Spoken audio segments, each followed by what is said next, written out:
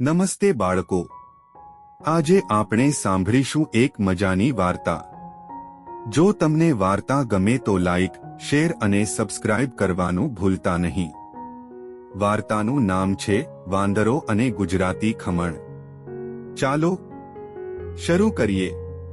એક વખતની વાત છે। ઘણા વર્ષો પહેલા એક સુંદર અને શાંત ગામ હતું। આ ગામની આસપાસ હરિયાળા ઝાડ, ફળોના બગીચા અને નાનું જંગલ હતું। સવાર પડે એટલે પક્ષીઓનું કલરવ સંભળાતું અને આખું ગામ જીવંત બની જતું।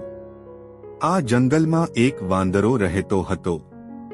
તેનું નામ હતું મોનુ। મોનુ બહુ ચંચળ અને નટખટ હતો। ક્યારેક ઝાડ પર લટકતો, ક્યારેક ઝાડ પરથી કૂદતો તો ક્યારેક જમીન પર ઉછળતો। તેને રમવું અને હસવું ગમતું હતું, પણ મોનુને સૌથી વધારે ગમતું હતું ખાવું। તેને ભૂખ બહુ જલ્દી લાગતી। થોડી વાર રમે એટલે ભૂખ લાગતી, ઝાડ પરથી ઉતરે એટલે ભૂખ લાગતી। કેળું દેખાય તો તરત ખાઈ લે, કેરી મળે તો પૂરી ખાઈ જાય। પણ મોનુમાં એક ખરાબ આદત હતી। જો તેને કોઈ ખાવાની વસ્તુ દેખાય તો તે માગ્યા વગર લઈ લેતો। તેને લાગતું કે મને ભૂખ છે એટલે હું લઈ શકું। એક દિવસ બપોરનો સમય હતો। સૂરજ આકાશમાં ચમકતો હતો। મોનુ ઝાડ પર બેઠો આરામ કરી રહ્યો હતો। અચાનક તેને એક અદ્ભુત સુગંધ આવી। મોનુએ નાક ફફડાવ્યું। ફરી સુગંધ આવી। તે બોલ્યો, અરે, આ કેવી મસ્ત સુગંધ છે। મોનુ ઝાડ પરથી નીચે ઉતર્યો અને ધીમે ધીમે ગામ તરફ ગયો। આજે ગામમાં ખાસ દિવસ હતો। ગામમાં ઉત્સવ હતો। દરેક ઘરમાં ખુશી હતી। લોકો સાફ સફાઈ કરી રહ્યા હતા। બાળકો રંગીન કપડાં પહેરીને રમતા હતા। અને ઘર ઘરમાં એક ખાસ વસ્તુ બની રહી હતી, ગુજરાતી ખમણ। ખમણ પીળો પીળો હતો, નરમ અને સ્પોન્જ જેવો। ઉપર રાઈ, સરસવ અને લીલા મરચાની વઘાર। થોડું તેલ ચમકતું હતું। આખું ગામ ખમણની સુગંધથી મહેકી રહ્યું હતું। મોનુનું મોઢું પાણી પાણી થઈ ગયું। તે બોલ્યો, આવું ખાવાનું તો મેં ક્યારેય નહીં ખાધું। મોનુ એક ઘરની બારી પાસે ઊભો રહ્યો।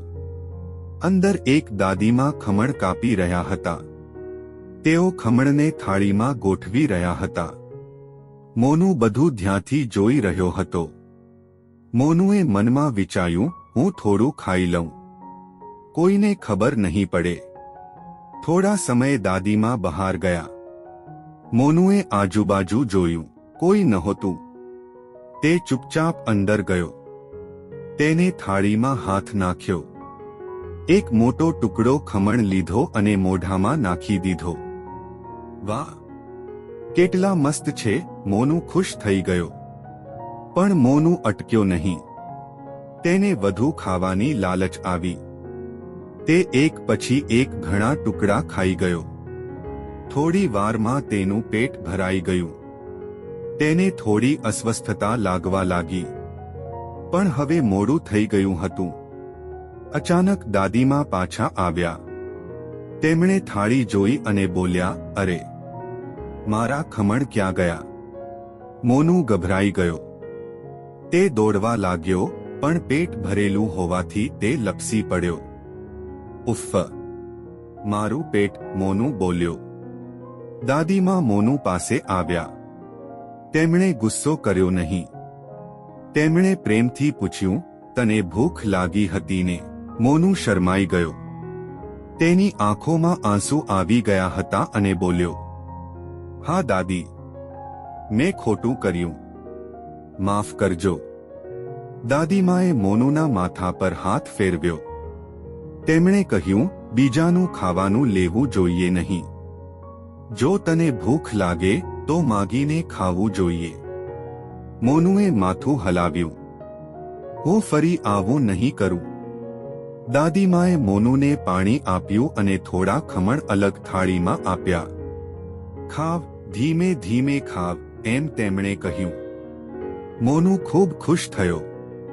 આજે તેને સમજાયું કે પ્રેમથી મળેલું ખાવાનું વધારે મીઠું લાગે છે.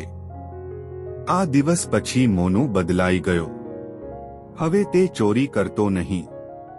ભૂખ લાગે તો શાંતિથી બેસી રહેતો.